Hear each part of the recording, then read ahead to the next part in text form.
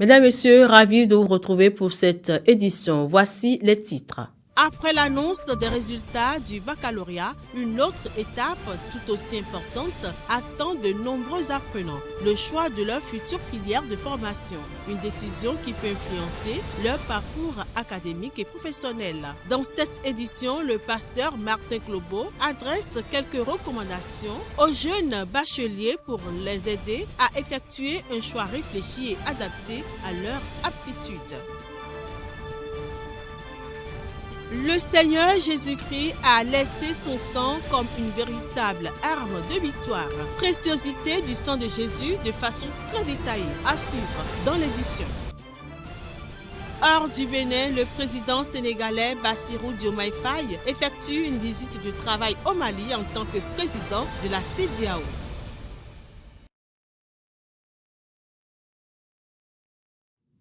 À nouveau, bonsoir. Fin ce jour de l'école des évangélistes à Porto-Novo. Le 10 séminaire a été organisé par World Prayer Mission, la mission mondiale de prière dirigée par le révérend Nam Sochoi sous la conduite du CEPEB, entendez Conseil des églises protestantes évangéliques du Bénin.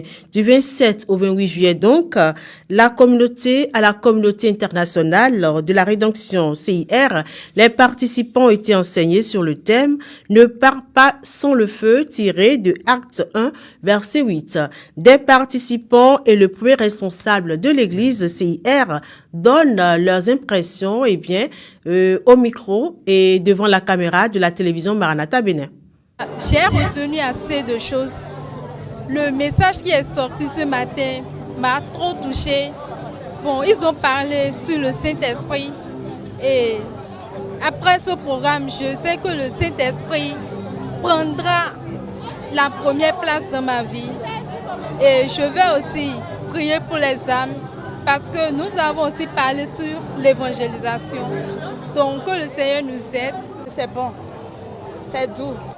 Je suis très content et je me suis engagée de suivre Jésus jusqu'à la fin de mes jours. Nous, on avait déjà participé à ça à Cotonou et c'est ma deuxième fois de participer à ça. D'abord, l'année passée, on avait pris beaucoup d'engagement qu'on est en train de marcher selon et dans l'engagement qu'on avait pris. Et maintenant, on continue. Ce n'est qu'ils sont venus encore réallumer le feu qui était déjà en nous. Donc, c'est une continuité. C'est immense. Les sentiments de joie, comme je l'ai dit tout à l'heure, parce que pour nous, accueillir un événement comme ça ne peut pas ne pas avoir des retombées spirituelles, surnaturelles sur l'assemblée qui accueille.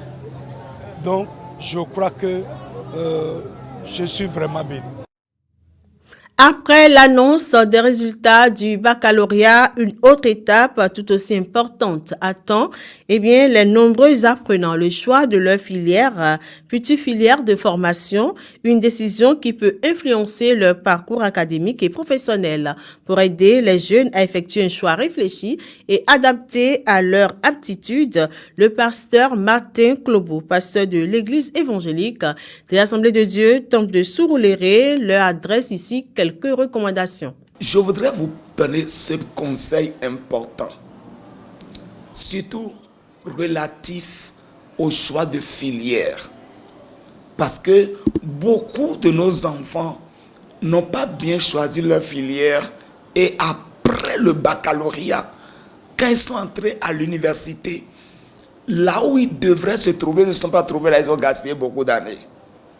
Qu'il n'en soit pas ainsi pour vous. Je voudrais que vous regardiez un peu à votre aptitude depuis votre enfance. Dans quel domaine vous pensez vous-même que vous êtes apte et que votre entourage ou votre génération aura besoin de vous dans ce domaine-là? C'est sûr que Dieu a mis quelque chose en vous qui bouillonne et vous aimerez faire ça pour répondre aux besoins de ceux de votre génération. Il y a des aînés avant vous.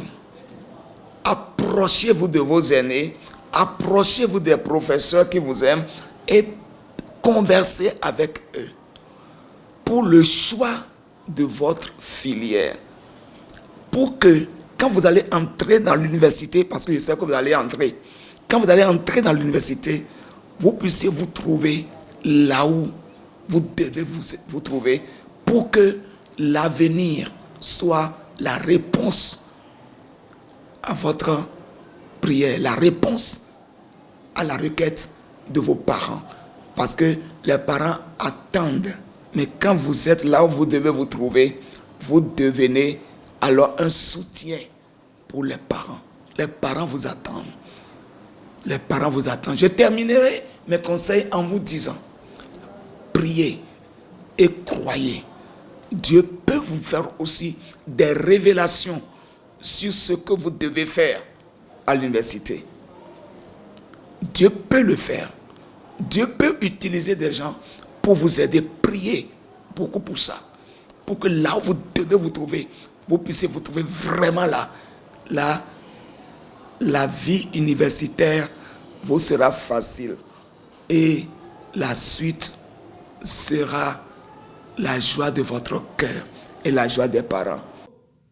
Dans la même optique, le ministère de l'Enseignement supérieur et de la Recherche scientifique, chargé de la formation technique, informe les nouveaux bacheliers de la session de juin 2026 de l'organisation d'une campagne nationale de sensibilisation et d'information, et ceci dans le cadre du classement et de la sélection pour l'année académique 2026-2027. Cette campagne vise à mettre à la disposition des nouveaux bacheliers toutes les informations utiles relatives aux offres de formation des universités, aux conditions d'admission, aux débouchés des différentes filières, ainsi qu'à la procédure de choix des filières sur la plateforme aprèsmonbac.bj. Le lancement officiel est prévu pour le jeudi 30 juillet 2026 à 9h. C'est l'amphithéâtre 100 du campus de Zogbo Aliro de l'Université nationale des sciences, technologies, ingénierie et mathématiques d'Abomey qui abrite l'événement. Les séances de sensibilisation vont se dérouler ensuite du 3 au 5 août 2026 sur les campus universitaires et dans plusieurs communes du Bénin. Certaines personnes sur la terre sont très fières du sang de leur lignée familiale. Cependant, il y a un sang qui est au-dessus de tout autre sang, puisque le réel chrétien est constamment sur un champ de bataille parce qu'étant l'ennemi juré du diable. Le Seigneur Jésus, lui, a laissé son sang comme une véritable arme de victoire. Mais ce n'est pas fini. Dans l'extrait à suivre, le révérend Ferdinand Glaglanon montre la préciosité du sang de Jésus d'une façon très détaillée. Le sang de Jésus parle aussi de notre purification comme ça. Hébreux 9, versets 13 à 14 parle de ça aussi. 1er Jean aussi, l'apôtre Jean aussi n'est pas exclu à ça. On va le voir aussi dans 1er Jean 1, versets 7 et 9, en disant que si nous confessons nos péchés, il nous purifie de tout péché. Non seulement nous sommes pardonnés, mais nous sommes purifiés, lavés complètement. Donc le sang a cette foi-là. Le sang de Jésus nous purifie. Ensuite, la Bible nous dit encore que le sang de Jésus parle de notre rachat, de notre rédemption. Et nous sommes rachetés. Parce que beaucoup d'enfants de Dieu ne connaissent pas le prix du rachat.